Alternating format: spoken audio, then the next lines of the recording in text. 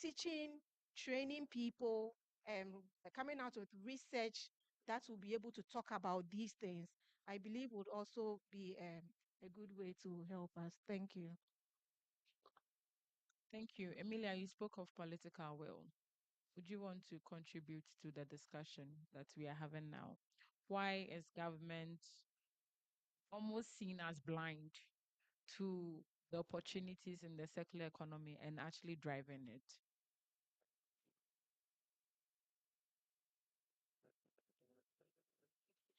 Thank you very much. I don't think government is blind,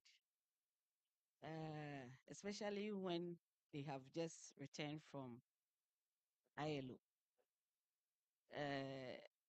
They have discussed this issue. Government is not blind. It is about committing. It is about commitment. As we speak, next year is election year. Who is willing to commit money to green economy or circular economy, and then your people don't understand it? And then you go back and then you go and say that, ah, I contributed in making sure that waste collection can do. Well, I'm standing far out there as a trade unionist. What they want to do is to speak and make speeches and, say that we are committed to and we are going to do ABC. But in reality, they are not. I wanted to share my story. In 2005, I went to Germany. I was going to school. And I did that's culture of recycling. You drink like we drink from the bottles. You take it to the supermarket, push it into a machine, and then it gives you a coupon. And then you use it to do your shopping. So it's not like you are even going to be giving the money. You are only giving a coupon, and then you make use of the coupon. So when I came back, I was asking myself, look at all these bottling companies. We buy beer. Let's say you go and buy beer from, and we'll be on the politician's neck. I don't think we'll go anywhere. So for me, I'm open. And I think my institution is also open that if you have ideas that you think we should push together, we are ready to. Thank you. Ernest, so from the ministry's point of view, what are some of the interventions that you have projected or the ones that you've rolled out to ensure that there's just transition in all these circular transition, green jobs, and all that? What are some of the interventions that you've put in place?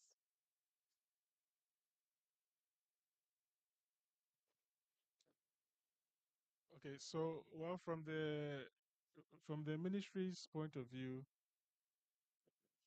a lot of capacities that we must build. So we are looking at starting from, greening the curriculum itself, because where the job would come from is through skills development. People must these circular economy opportunities and green opportunities that we have. You would have to provide those skills and competencies that people would need to be able to take advantage of those opportunities. So we are looking at, in collaboration with CTVET and also the Ghana Enterprises Agency, how we can train people in both technical and vocational skills, and also those who want to enter into uh, enterprises, their own enterprises. We provide uh, green enterprise, training for them so that they can start their own business. And then the issue of, uh, financing. We are aware that green financing are scattered across, even EcoBank has a program on, but these interventions are scattered. So we are thinking about developing a harmonized green financing, framework that will will identify the existing, financing opportunities, so that when somebody is interested in, going into green or circular, businesses, you can actually advise them to access those. So in our own small way, we are using the National Green Job Strategy, which we just started to implement to actually promote circular.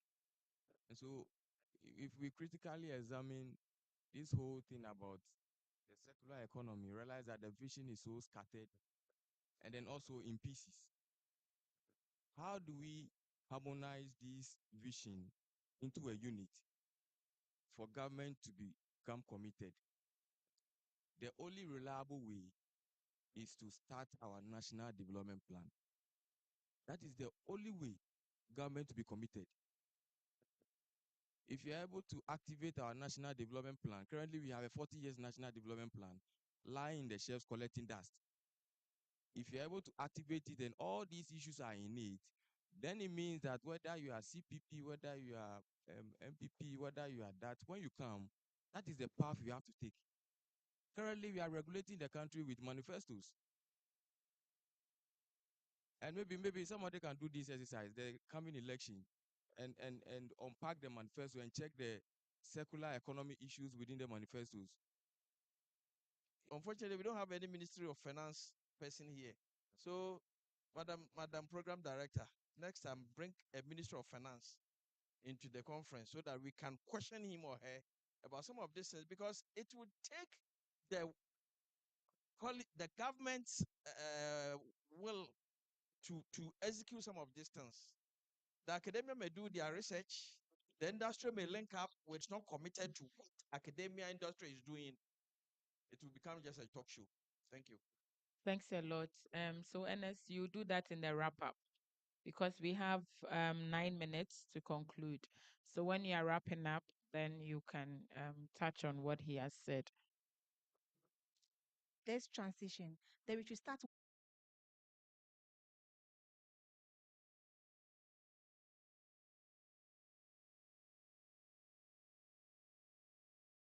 Okay, that is needed so that we'll be able to train accordingly, and we are able to also prioritize certain areas, because there are certain things that we may teach that are not needed now.